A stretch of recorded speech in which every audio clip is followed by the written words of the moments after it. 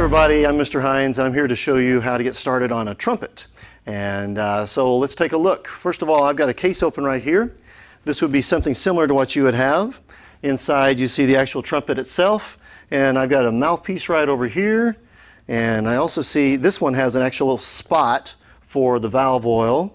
He's also got a little bit of valve oil down here. This is some good stuff right there. And so we're going to talk a little bit about how to play a trumpet. And first thing I want to do is mention the fact that everything that goes in your mouth is going to eventually go into your instrument. So if you just ate a bunch of nachos with cheese and chips and stuff on it, and then you start blowing on your instrument, it's going to go inside your instrument, it's going to turn nasty and gross, so you don't want to do that. So before you play, it's always a good idea to at least rinse your mouth out. Go and get a drink of water, swish it around, spit it out, swish it around, spit it out. Do 3 or 4 of those. Of course, it's always good to do a little bit of brushing your teeth before you play, but certainly just rinse your mouth out. That will be very, very helpful. The other thing you want to do is keep your hands clean. You know, if you've got dirt on your hands, just go, even if it's just a rinse under water and then dry them off, that's going to keep your instrument a lot cleaner than if you don't do that. So let's take a look. Trumpet's real easy because there's only a couple of parts we got to mess with. We actually have what's called the lead pipe, and that's where it's got the hole here. And then we have the mouthpiece. We got to put these together. Now, the first thing you're going to want to do is you're going to want to put it in there and pop it. We're not going to pop it because when you do it, it makes a really cool sound, but it also gets stuck in there, and that is a bad idea. So what we're going to do is when I put it in there, I'm just going to actually just rest it in there, and then I'm just going to give it a slight twist to the right. I barely even put any pressure on it at all. The older your instrument is, you may not even need to do that. Okay, so just push it in, slight turn to the right, and it's good to go. Okay, when you take it out, slight turn to the left, and it comes right out. Okay, so the main thing is don't pop it, don't push it, and everything is very, very gentle, light, slight twist to the right, and we're good to go. Okay, all right, when you're done at the end of the day, pull it apart. Always make sure that your instrument goes in the case properly and it fits very nicely. These cases are meant to form right to the instrument. So if for some reason you're trying to close your case and it's not wanting to close, don't push it down, don't shove it down and try to make it close. Just let it, there must be something in the way. Maybe you have it in backwards or upside down, or maybe there's a book or something that's laying on top of it. Another thing, never have a book. Here's a book down here. This one actually has a spot under the bottom. Never put a book on top and then close your case. This is a bad idea. This instrument, although it's made of metal, it's made of very soft metal. And like where the valves are, these valves got to go up and down and smoothly in and out of these little cylinders here.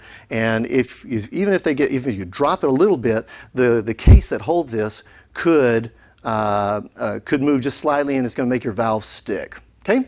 All right, so just be careful when you're putting that away. Okay, so let's do this real quick. Now, we put this together, and we're in good shape to play. All right, so let me show you a little bit about making a sound first, and then we're going to put it together and show you the first notes that you have in your book. When you take your mouthpiece, if everybody get their mouthpiece out and take a look at it, you've got the rim around the front of it.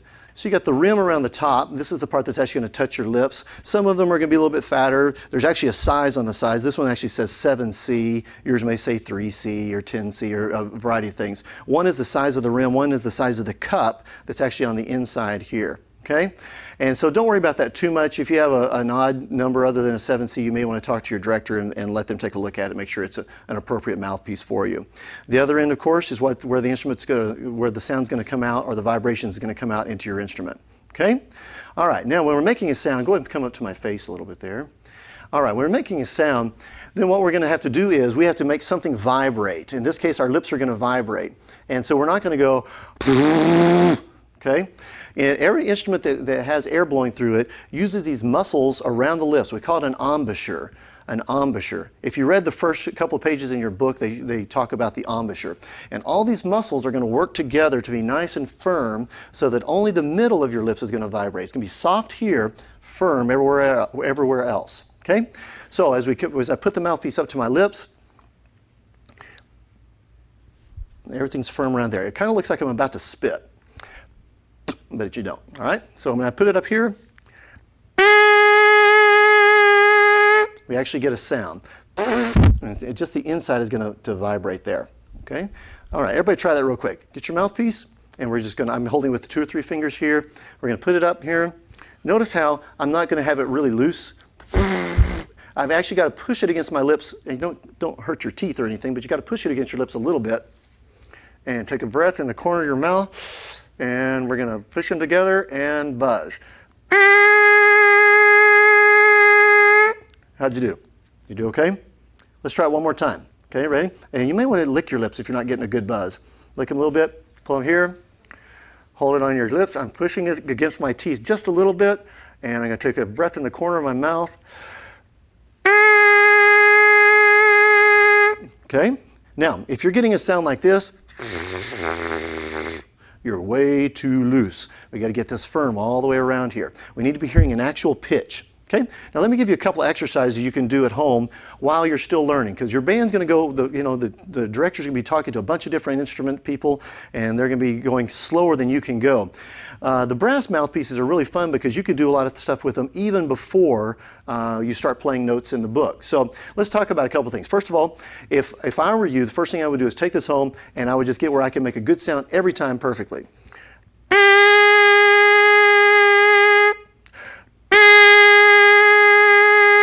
And you can walk around the house, you can go annoy your dog, you can bug your little sister, whatever you want to do, but just get good at making a good sound on your mouthpiece. Now, when you've done that and you're getting pretty comfortable with it, then start trying something a little fancier.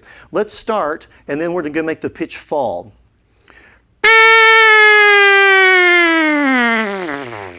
Can you do that?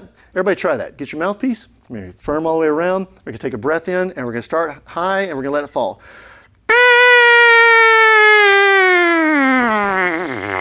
Okay? Now, one of the first things you're going to learn is that you control whether your sound goes up and down and what the quality of your sound is, all with your lips. It's a kind of a tricky deal to learn. Okay? Now, let's try the opposite. We're going to start low, and we're going to go higher. The way we're going to do that is our air has to go faster. Now, when our air goes faster, it could be a variety of ways that we can make it do it. But one of the easiest ways to do it is to think about a little bit looser, and then think a little bit tighter as we go up. Watch this. Now watch again, and notice as you watch the side of my mouth, you'll actually see the change as it gets tighter around the sides of my mouth. Okay, try that with me. Everybody ready? Here we go. Now, you probably won't be able to make it quite that high of a change, but work on that. Now, when you get comfortable with that, here's the next part. Try to make a siren. We're going to make it go up and down and up and down. Here we go.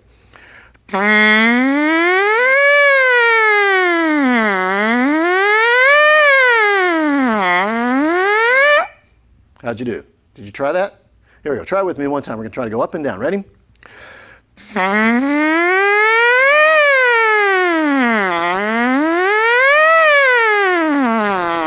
Okay? All right. If you're doing that okay, the next thing is where it really gets fun.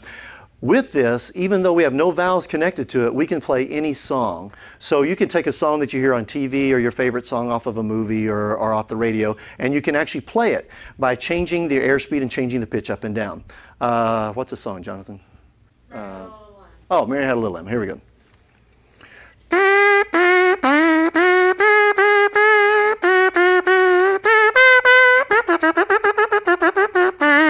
Okay, so you can make the notes change, and you can actually play songs with just your mouthpiece. Now, if all you did was that for the first couple of weeks, you'd be going a long way to becoming a really good trumpet player. Now, it's also more fun than when you put it together, however. So we're going to put it together, and we're going to take a look. If you have your books in front of you, you can turn to page 6 in your book. I've got one right here. You all should be using the Red Standard of Excellence book. And as you take a look inside the book, this was the part I was referring to. The first couple of pages, page 2 and 3, show you a lot of good stuff. Go ahead and read this. There's some really good ideas and advice in here. Then as you turn here, you have green pages. The green pages are designed specifically for you. So you'll notice that line 1, your first note you're going to start on is called a C note. Okay? Well, for some people, that's the easiest place to start. Now if you look on the other page over here though, you'll notice that the first note over here is a G note. They both have a 0 under them, which means you're not going to use any fingers. And for some kids, it's easier to start low and then build up. For some kids, it's easier to start high and build down. The one I'm going to go ahead and refer to, though, is not that, but over to page 6. This is where we start with the entire band. And on page 6, we're going to start here on an E, which is right in the middle. So every one of you should be able to get this E.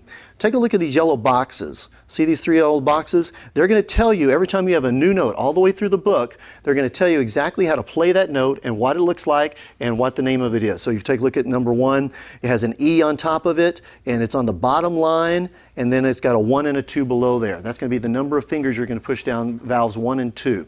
The second one is a D note, 1 and 3, and then down on line 4 it says C note, and that's the note below there with a little line through it, and a 0. Okay, so let's talk about how this works real quickly, and then we'll actually bring in someone to show them how to do this as well.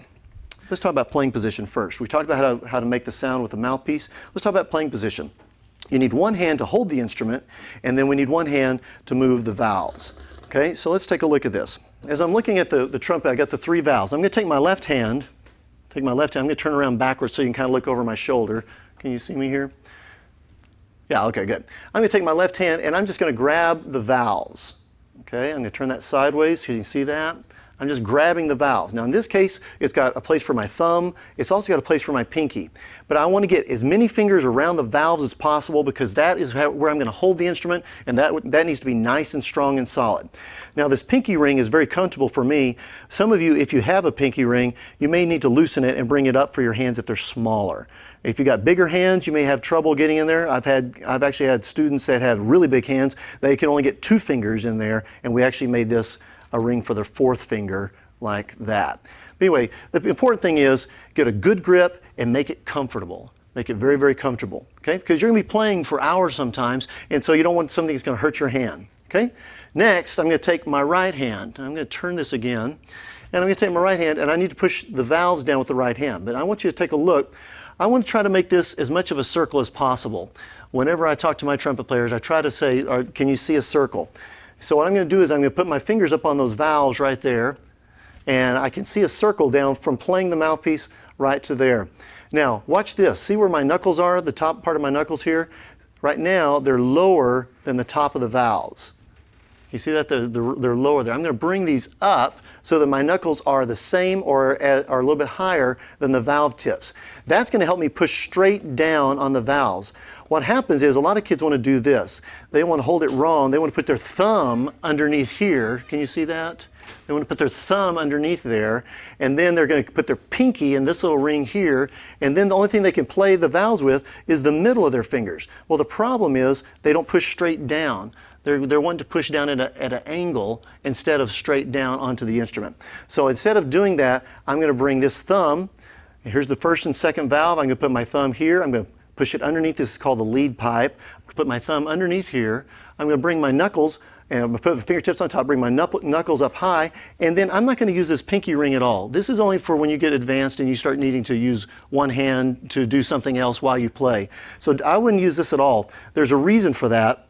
Let me just show you this real quick. There's a reason. If you take a look at all your bones in your hand, okay, this bone goes to your wrist, this bone goes to your wrist, this bone goes to your wrist. These two, the last two, your pinky and your 4th finger, actually come together. It's what I call a Y joint. It Ys together and then comes down, which means if you move your pinky, your 4th finger also moves. So if you control your pinky and put it in a ring and you try to move your 3rd finger, your pinky's trying to move too, and it's not very comfortable, okay? So if you want to be able to move your fingers fluidly, let your pinky fly around and do whatever it wants to do. So here we go. I got my left hand. I got a good grip, okay? Now I'm looking for my circle. I'm going to bring my knuckles up.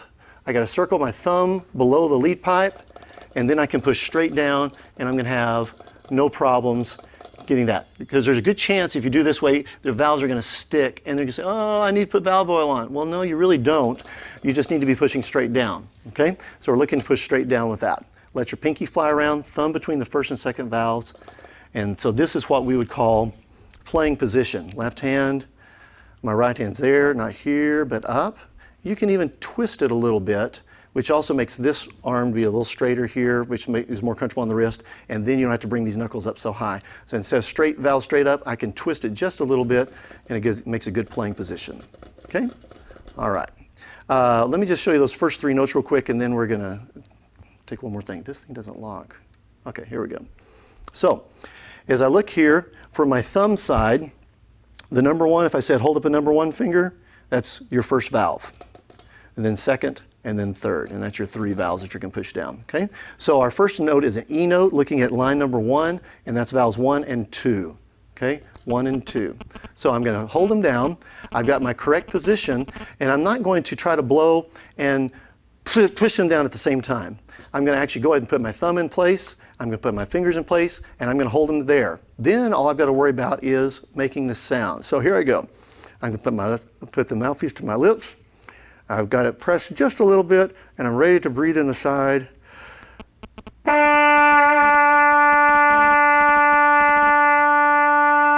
Okay, let's all try it. Okay, so everybody get your left hand. You're going to get around the valves. You take your right hand, put your thumb between the first and second valves under the lead pipe. That kind of helps hold it. Put our fingertips on top. We're going to bring our knuckles up. And when we do it, we're going to push 1 and 2 down. All right, here we go. Ready? 1, 2, ready, go.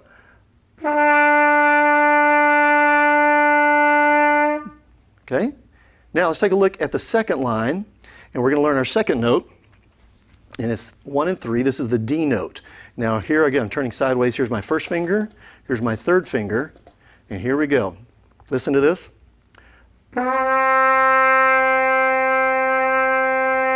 Good. Now if you're getting this, you're too loose. Firm all the way around. We got to listen for the right sound. Okay? All right, try with me. 1 and 3. Hold them down. Don't try to do it at the same time when you play. Hold them down, get them in place. Get them on your lips. We're going to breathe in the corner of our mouth, and we're going to go. Ready?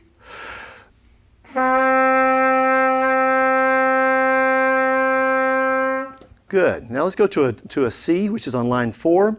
C is no fingers. It says a 0. That just means open. Now, when we go open, we don't want to go open. We just want to leave our fingers on the valve tops here. And I'm just going to play it open. Good. Now that is a C. Now if you play here, that's a different note. That's actually a G, and we're trying to get for the C, so we got to relax and play nice and low. Okay? That's why with those green pages, if you were playing the higher note easier, you might want to go back to that second green page. Okay? Here we go. Here's a C. Try with me. Here we go. Thumb, no fingers down, good hold in the left hand. Going to take a breath right on our lips, and we're going to ready to take a breath and go.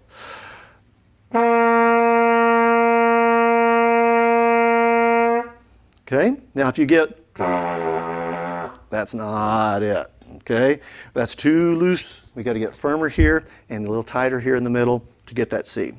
All right. One of the interesting things about about the trumpet and the brass instruments is, as you buzz, a little bit of moisture gets in and gets trapped in the instrument, and we've got to get that out. Now, some instruments have two, and occasionally you'll have different places, but we call these spit valves. So we have two what I call spit valves. Evidently, some people don't like being called spit valves. They call them water keys, but it's not water, it's spit inside, so whatever. If that bugs you, too bad. Okay, so anyway, what we've got to do is we've got to be able to open the spit key, or the spit valve, and then we've got to get the sound through. Now, zoom out just a little bit so they can see me at the same time, or my mouth. Here we go. Now, when we do this, if you put your lips in playing position to do that, you can make noise, which generally will make your director not very happy with you. So it's very important when you're doing the spit valve, put your lips on the outside of the mouthpiece and blow. Don't put them inside the mouthpiece on the outside, because then you're going to make sure you're not going to make any sound and the director's not going to want to. Okay, anyway, so open the spit valve. Now that's your main one that comes from the lead pipe to here. Now there's a one that's usually connected to your third valve. And to make that one work, you actually have to push down your third valve. So that's kind of a tricky one. I'm going to actually hold it, push down my third valve, and then open the spit key. I'm going to turn this way. And open the spit valve over here. So I've got my third key depressed, and I open the third one.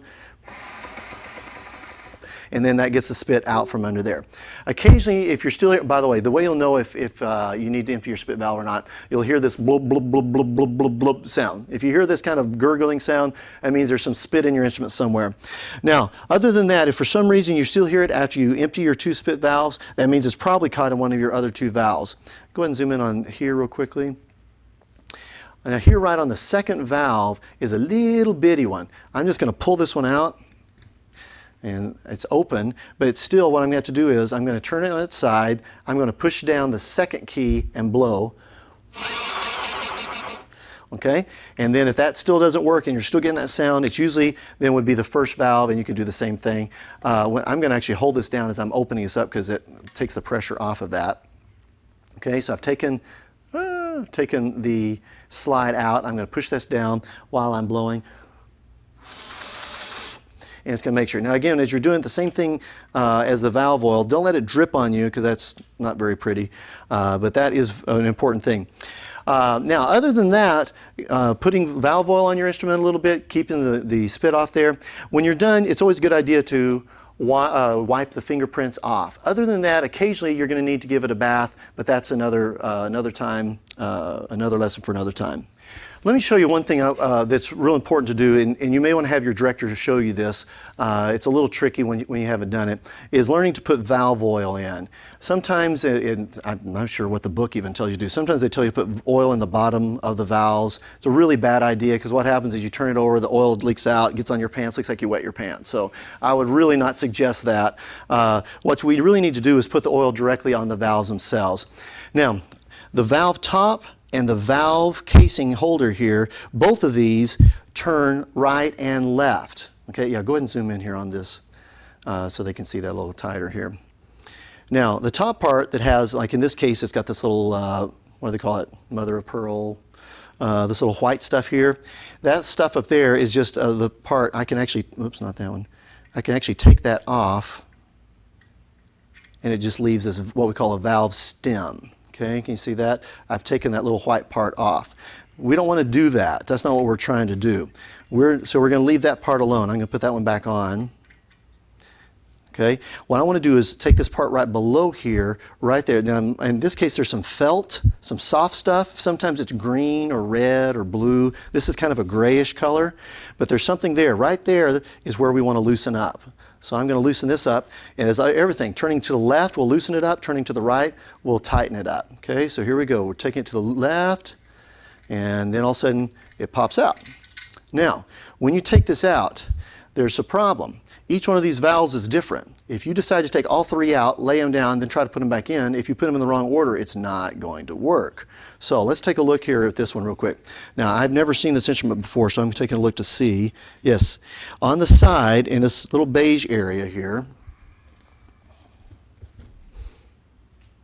where'd it go? On the side here, this bronze or beige area here, right in here, there's a spring. And there's also a little number 2. That tells me it's the second valve. Now, some of the instruments that you may get, especially the less expensive ones, may not have that on there. So it's real important that you only take 1 valve out at a time unless you lay them and know exactly what order they're supposed to go in. Because these holes in the bottom are different for every valve. Okay? Now, when I oil it, the only part I want to oil is actually this silverish part here. This top part here where the spring is and the brass color is, I don't need to oil that part at all. And all I'm going to do is I'm just going to put a little bit of oil around the top edge here, and then I'm going to let it twist around as we go down. Now, the easiest way for me to do this, I'm going to take a chair and sit down. The easiest way for me, I always keep 2 rags in my case. 1 rag I keep for fingerprints, because after I played it, there's going to be fingerprints on it. I need to wipe it off and keep it nice and clean. It looks pretty, but it also takes care of the instrument. The other rag I keep for oil, spit, any other things I need to take care of. So in this case, I'm going to take this oil. This happens to be some pretty good oil.